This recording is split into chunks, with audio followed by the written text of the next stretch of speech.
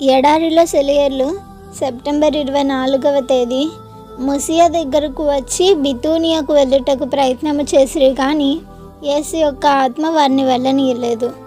అపోస్తుల కార్యములు 16వ అధ్యాయం 6 నుండి 8 వచనాలు. యేసు ఆత్మ ఇలా అడ్డు పెట్టడం ఆశ్చర్యంగా ఉంది. క్రీస్తు పని చేయడానికే వీళ్ళు బితూనియాకు వెళ్తున్నారు. అయితే క్రీస్తు ఆత్మే వాళ్ళను వెళ్ళనీయకుండా అడ్డుకున్నాడు. కొన్ని సమయాల్లో నాకు ఇది అనుభవమైంది. ఉపయోగకరమైన పనులు చేస్తూ ఉంటే ఏదో ఒక ఆటంకం వచ్చేది, వెనక్కు తిరిగిపోయేలా బలవంతం చేసి ఎక్కడో ఎడారి భూముల్లోకి, ఒంటరితనంలోకి వెళ్ళగొట్టేది.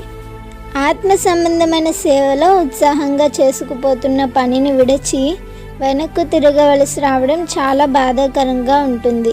అయితే ఆత్మ సంబంధమైన పని చేయడం ఒక్కటే కాదు, వేచి ఉండడం కూడా సేవించడమే అని గుర్తు చేసుకున్నాను. దేవుని రాజ్యంలో ఒళ్ళు వంచి పని చేయడానికి సమయం ఉంది. పని మానుకొని కనిపెట్టవలసిన సమయం కూడా ఉంది. కొంతకాలం ఏకాంతంలోకి వెళ్ళడం అనేది మానవ జీవితంలో అత్యంత ఉపయోగకరమైనదని అర్థం చేసుకోవాలి. నాకు ప్రియమైన ఎన్నో బితూనియాలను నేను దర్శించకుండా వదలవలసి వచ్చిన దాన్ని బట్టి దేవునికి కృతజ్ఞతలు చెప్పడం నేర్చుకున్నాను. పరిశుద్ధాత్మ నడిపింపులో నిలిచి ఉందాం. ఏ విధంగానైనా ఉపయోగపడాలని తహతహలాడుతూ ఉండే నిరాశలు ఎదురవుతూ ఉండవచ్చు. ఈనాడు సేవ చేయడానికి ద్వారం తెరవబడి ఉండవచ్చు. అయితే ప్రవేశించడానికి ముందడుగు వేస్తే అది మూసుకుపోవచ్చు. చేతులు కట్టుకొని కూర్చోవలసిన సమయాల్లో మరొక ద్వారాన్ని కనుక్కోగలిగేందుకు దేవుడు సహాయపడతాడు.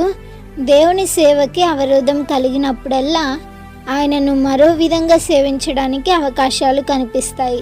కొన్నిసార్లు నిశ్చలంగా ఏ పని చేయకుండా ఉండడంలోనే దేవుని చిత్తాన్ని నెరవేర్చిన వాళ్ళం అవుతాం.